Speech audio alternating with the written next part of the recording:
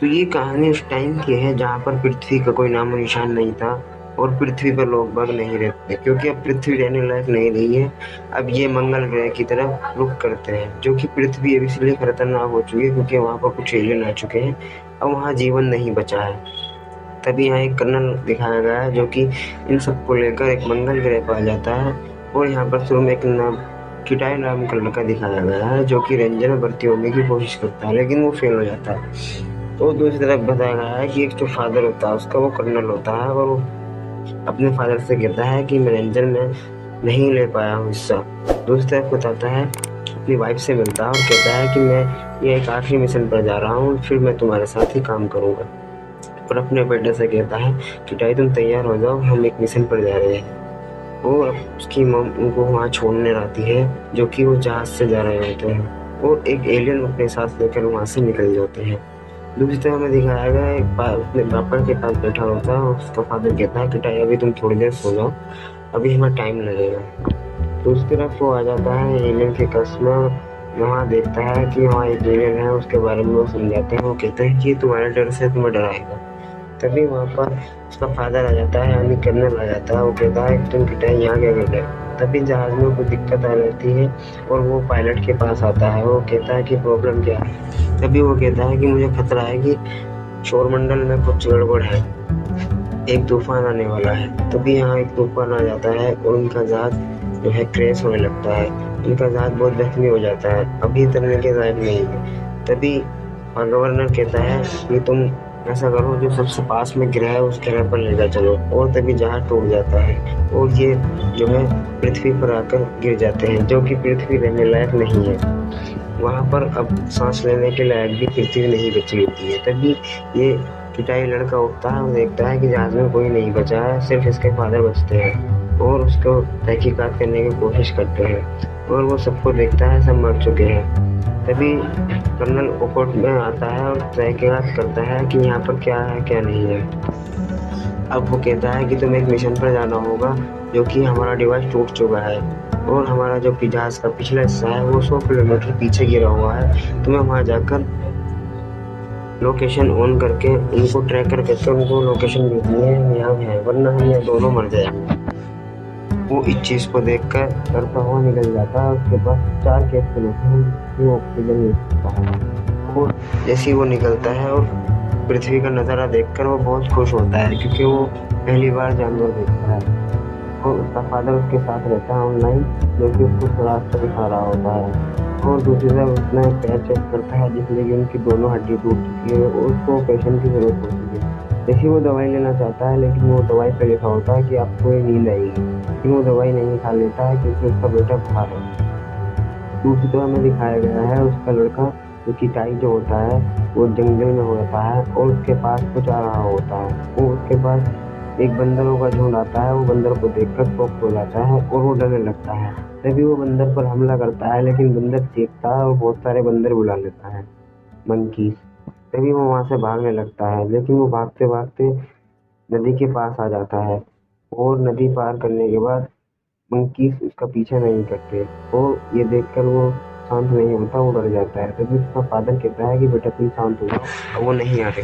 लेकिन उसके सूट में वाइट होने लगता है, क्योंकि उसके सूट में कुछ घुस गए हैं कीड़े, जिससे कि उनकी खून की लेवल कम होने लगती है और वो बेहोश होने लगता है। उसका चेहरा भी बहुत मोटा हो चुका है। तभी उसका फादर कहता है कि टाई तुम डोज लो, दवाई लो, जिससे कि तुम ठीक हो जाओगे। तभी वो डोज लेता है और वो बेहोश हो जाता है और वहीं पर वो सो जाता है। अगले दिन उसका फादर उठाता है और कहता है कि रात होने वाली है, तुम्हें कोई ठिकाना ढूंढना चाहिए। और दूसरी तरफ अपने पैर का ऑपरेशन करता है और यहाँ पर वो रात हो चुकी है। वो रात में सोने के लिए इंतजाम करता है और उसके पास जो कैप्सूल होते हैं वो टूट चुके हैं, जिससे कि वो 3 कैप्सूल बचे हैं और उसके पास सिर्फ अब 2 कैप्सूल है। और वो रात में अपने फादर को अपडेट देता है। अगले दिन वो सुबह दिखाया गया है, वो अपनी जर्नी कंटिन्यू करता है और एक जगह आकर रुकता है, जबकि वो जगह बहुत सारा मांस पड़ा होता है, जो कि मरे हुए मंकीस होते हैं। और वो पानी की तरफ चलते हुए देखता है कि वो एक जगह आ जाता है जहाँ पर झरना होता है और वो बहुत सारा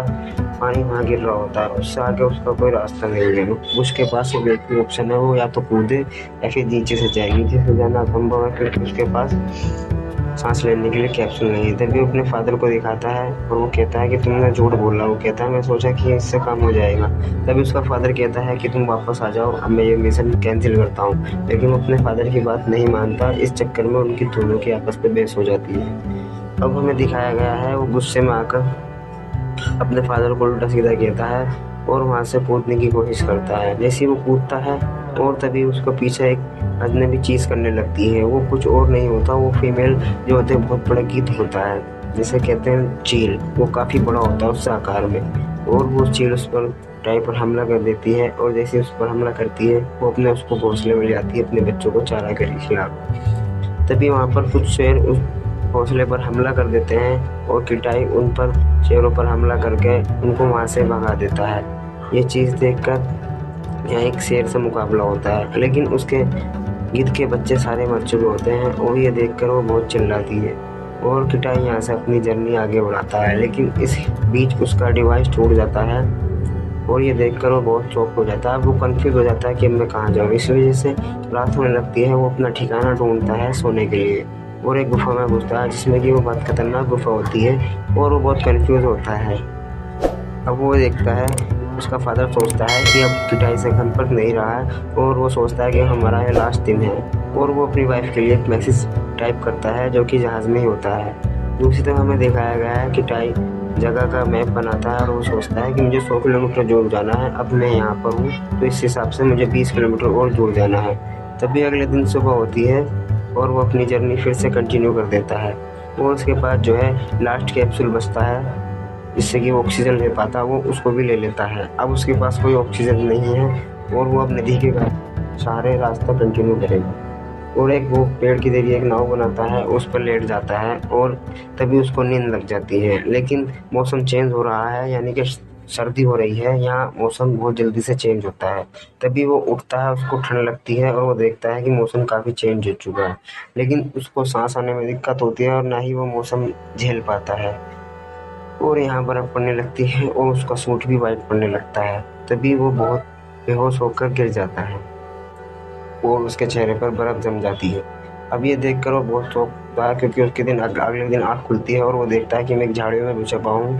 वो झाड़ियों में नहीं होता है, वो उस फीमेल गिद्ध के पंखों के नीचे होता है और वो मर चुकी होती है। और वो ये देखकर बहुत शॉक्ड होता है और वो रोने लगता है क्योंकि गिद्ध ने उसकी जान बचाई है और अपना वो सफ़र यहाँ से स्टार्ट कर देता है। दूसरी तरह हमें दिखाया गया है वो चलता है आगे, उसको अपने जहाज़ का पार्ट मिलता है। वो देखकर बहुत खुश होता है और एक पेड़ पर चढ़कर देखता है कि मेरा जहाज़ कहाँ पड़ा है। तभी उसको जहाज़ दिख जाता है। सबसे पहले उसको जो है वो घुसकर वो ऑक्सीजन के कैप्सूल लेता है जिससे कि उसको सांस ले सके। फिर ये वो सोचता है कि यहाँ पर तो एक एलियन भी था। तभी वो एक हथियार ले लेता है और एलियन के कक्ष में जाकर देखता है, लेकिन वहाँ वो एलियन भी होता है। तभी वो अपने फादर से कांटेक्ट करता है, लेकिन नेटवर्क के कारण उसको आवाज़ नहीं आती, लेकिन उसके फादर उसको सुन लेते हैं। और वो जब भी कंट्रोल डिवाइस से वो देखता है और डिवाइस देखकर कहता है कि इसमें तो नेटवर्क ही नहीं है। और वो डिवाइस सोच कर कहता है कि मैं यहाँ आकर परेशान हूँ, और वो सोचता है कि मैं क्या करूँ। और वो जब भी ज्वालामुखी की तरफ देखता है वो सोचता है कि मुझे ऊपर जाना चाहिए, तभी वहाँ से सिग्नल मिल जाएगा और वो पहाड़ पर ऊपर चलने लगता है।